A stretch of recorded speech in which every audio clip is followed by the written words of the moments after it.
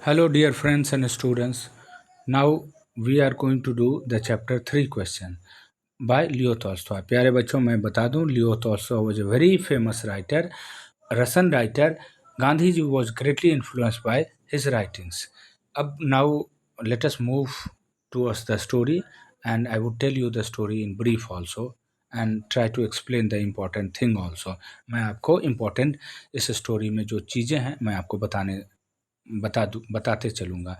It once occurred to a certain king that if he always knew the right time to do everything, if he knew who were the right people to listen to and whom to avoid, and above all, if he always knew what was the most important thing to do, and he would never fall in anything he might undertake. मैं आपको प्यारे बच्चों बताऊं कि एक राजा था, उसके मन में 3 क्वेश्चन आए कि उसके लिए मोस्ट इम्पॉर्टेंट टाइम क्या है, मोस्ट इम्पॉर्टेंट पर्सन क्या है and most important action. Most important time, most important people and most important business और वर्क. तो इस तरह से let us move ahead. And इस बात को अपने तीनों प्रश्नों का जवाब पाने के लिए राजा ने ये अपने पूरे किंगडम में ये घोषणा करवा दी कि जो कोई भी उसके प्रश्नों का जवाब देगा, the king would give a great reward. राजा अच्छा खासा इनाम देगा. इसलिए इनाम पाने के लिए बहुत से लोग उसके प्रश्नों का जवाब देने के लिए अलग अलग तरह से आए. कुछ लोगों ने कहा कि the king should draw in advance a time table of days, months and years. इस तरह से कुछ लोगों ने सलाह दिया राजा को कि राजा को एक टाइम टेबल बना लेना चाहिए एडवांस में और उसी के अनुसार राजा को चलना चाहिए. And he accordingly he should stick to that very time table. तो इस तरह से अलग अलग लोगों ने अलग अलग राजा को सलाह दिया. कुछ लोगों ने कहा कि it is impossible to draw the time table, क्योंकि कुछ ऐसे एक्शन हैं जिसके लिए टाइम टेबल बना पाना मुश्किल होता है. उदाहरण के फॉर एग्जांपल आपको बताते चलूं कि suppose for example dear student, natural disaster, natural calamity. अब जो डिजास्टर होता है फॉर एग्जांपल जैसे अर्थक्वेक, उसके लिए तो टाइम टेबल बना पाना मुश्किल है. कोई नहीं जानता कि कब अर्थक्वेक आ जाएगा.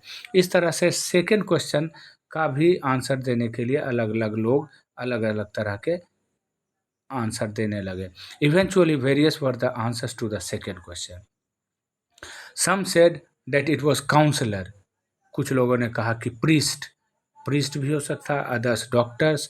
कुछ लोगों ने कहा कि वॉरियर्स. कुछ लोगों ने, प्रीस्ट का मतलब होता है पुजारी, जो चर्च में होता है या मंदिर में कहीं भी हो सकता है. तो कुछ लोगों ने बताया कि राजा के लिए मोस्ट इम्पॉर्टेंट पर्सन प्रीस्ट हो सकता है.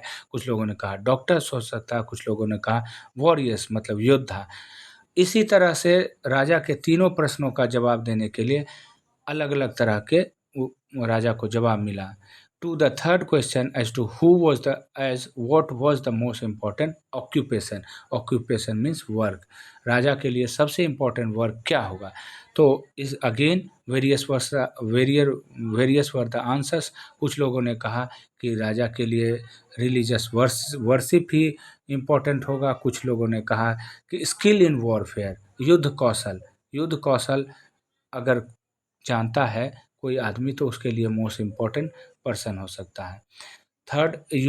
तीसरा जो था कि राजा के लिए मोस्ट इम्पॉर्टेंट बिजनेस क्या है. तो मोस्ट इम्पॉर्टेंट बिजनेस कुछ लोगों ने सलाह दिया कि रिलीजियस वर्शिप हो सकता है. कुछ लोगों ने कहा कि वॉरफेयर हो सकता है, युद्ध कौशल हो सकता है. इस तरह से हम पाते हैं कि अलग अलग तरह के अलग अलग आंसर राजा को मिलने लगे. लेकिन at last the king agreed to none. किसी से राजा सहमत नहीं हुआ, एग्री नहीं हुआ. Ultimately king decided to consult a hermit. Hermit dear student, hermit में आप एक साधु को भी कह सकते हैं, religious person. And hermit, this hermit was very much famous, renowned for his wisdom. वो अपनी बुद्धिमानी के लिए बहुत ही प्रसिद्ध था. Hermit, now let us know about the hermit. Hermit के कुछ कंडीशंस भी थे.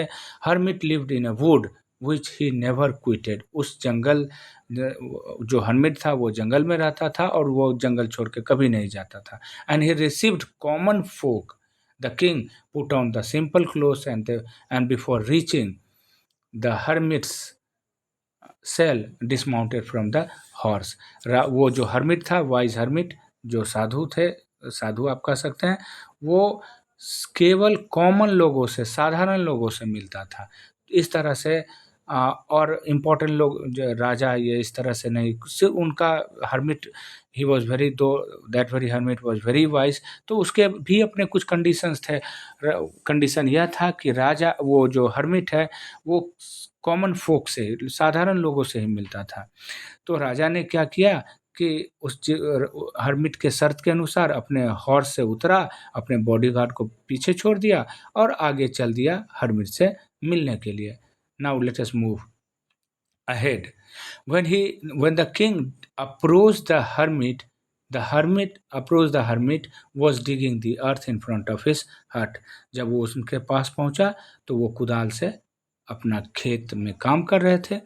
तो हर्मिट भी उनको ग्रीट किया, नमस्कार किया और राजा, इस तरह से हर्मिट अपने काम में लग गया। Hermit was frail and weak, वो बहुत ही हट्टा-कट्टा आदमी नहीं था, फ्रेल, मजबूत, बहुत ही स्ट्रॉन्ग नहीं था, फ्रेल एंड वीक, एकदम कह सकते हैं कि कमज़ोर ही था।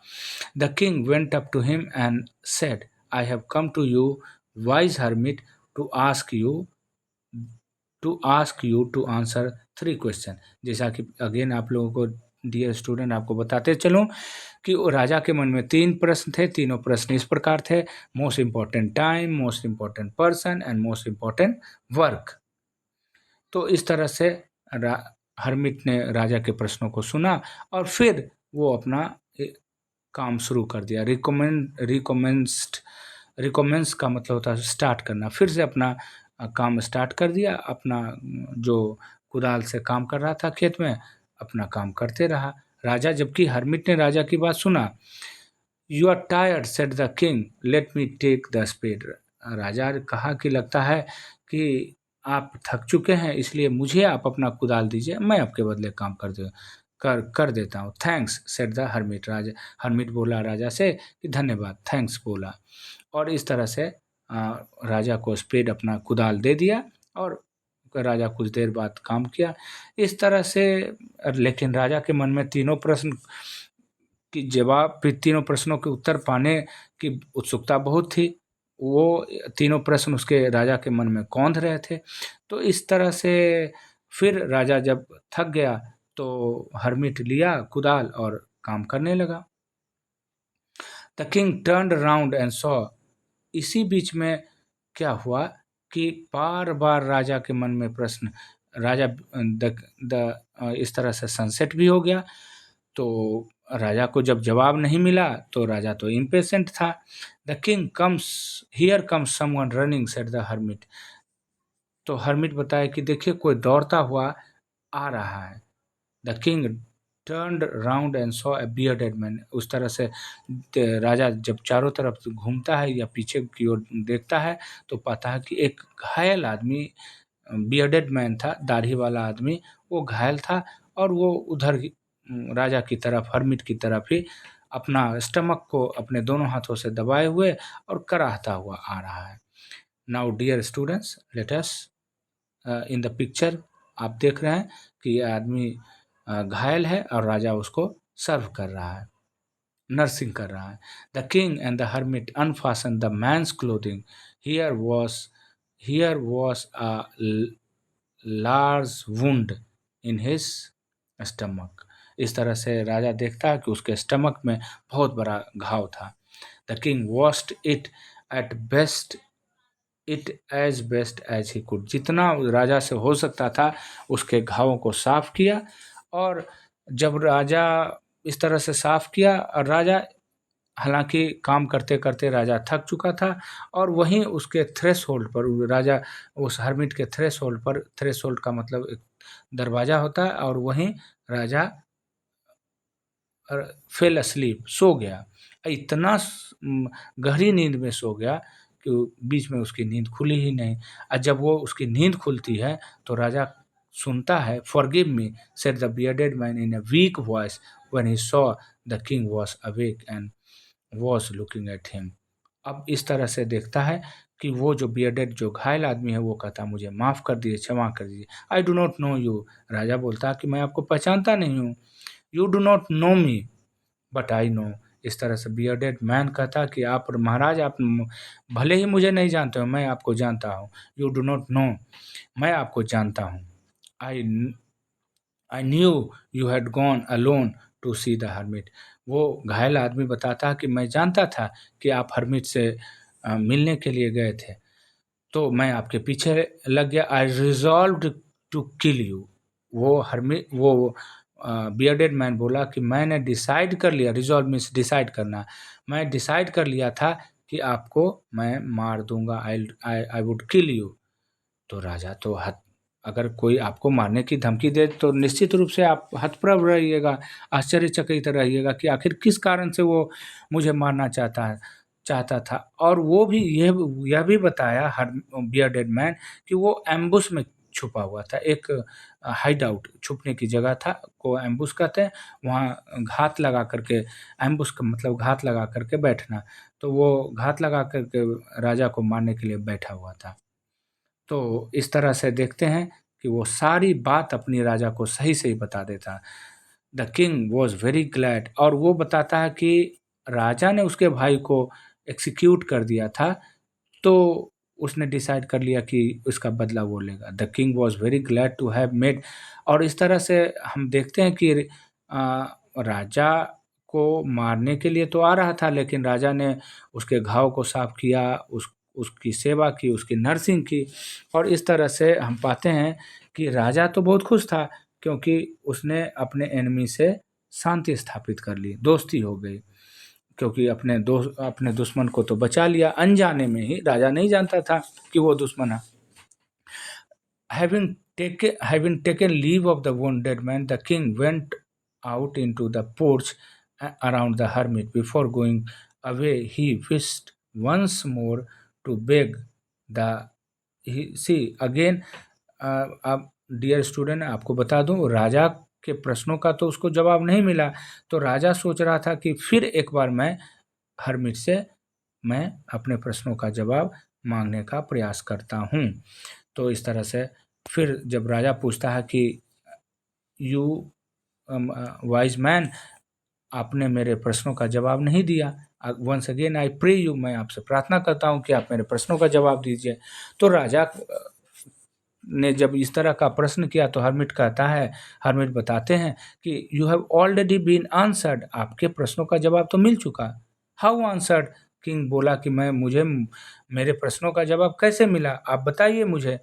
तो इस तरह से हम पाते हैं कि राजा को हर्मिट सारी बात बताता। Do you not see, replied the hermit, if you had not pitied my weakness, अगर आप मेरी दुर्बलता पर दया नहीं दिखाते, तो आप क्या होता कि आप उसी समय लौट जाते, और जब लौट जाते तो हो सकता था आपकी जान पर खतरा था, और ये आदमी जो बियर्डेड मैन था आपको मार भी सकता था, आप मारे भी जाते। तो हर्मिट इस तरह से, प्यारे स्टूडेंट, देखते हैं कि राजा को सारी बात बताता है, कहता है कि मोस्ट इम्पॉर्टेंट पर्सन, आपके मोस्ट इम्पॉर्टेंट टाइम आपके लिए। राजा का तीन प्रश्न थे राजा के, most important time, most important person. तो हर्मिट बताता कि मोस्ट इम्पॉर्टेंट टाइम वो था कि जब आप मेरे लिए digging the bed, you were digging the bed, आप मेरे लिए वो क्यारियों में जो कुदाल चला रहे थे, मेरी मदद कर रहे थे, वो आपके लिए बहुत बहुत महत्वपूर्ण इम्पोर्टेंट टाइम था। And I was the most important man, और मैं आपके लिए सबसे इम्पोर्टेंट आदमी था। इस तरह से देखते हैं।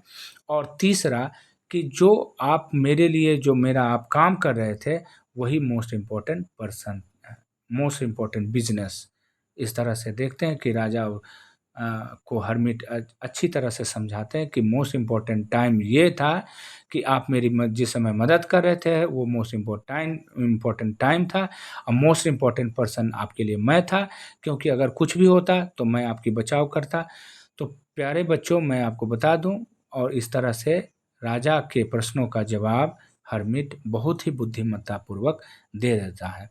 Remember then there is only one time that is important, the only time when we have any power। राजा को समझाता है कि अगर मेरे पास या आपके पास, जिस समय आपके पास सामर्थ्य है, जिस समय आपके पास पावर है, तो आप अपने पावर का इस्तेमाल कीजिए। Most important man is he with whom you are. आपके लिए जो मोस्ट इम्पॉर्टेंट पर्सन है, जो आपके पास में लोग हैं, वो आपके लिए मोस्ट इम्पॉर्टेंट पर्सन है। और मोस्ट इम्पॉर्टेंट टाइम ये है कि जब आपके पास पावर है, कोई काम करने की क्षमता है, तो उसको कीजिए। और मोस्ट इम्पॉर्टेंट बिजनेस ये है कि उस समय, जिस समय आप हैं, उस समय आपके सामने जो काम आता है, वो आपके लिए मोस्ट इम्पॉर्टेंट बिजनेस है। इस तरह से प्यारे बच्चों, मैं आपको मैं समझता हूँ कि आपके लिए ये आसान हो गया इस chapter. I think this video very much will be very much helpful for you. Thank you, have a great day. और आशा करता हूँ कि आप अगर कहीं किसी तरह की कठिनाई होती है तो कमेंट बॉक्स में आप लिखें। और साथ ही साथ इस चैनल में अगर आप नए हैं तो इसे सब्सक्राइब भी कर दीजिए। Thank you dear students, have a great day.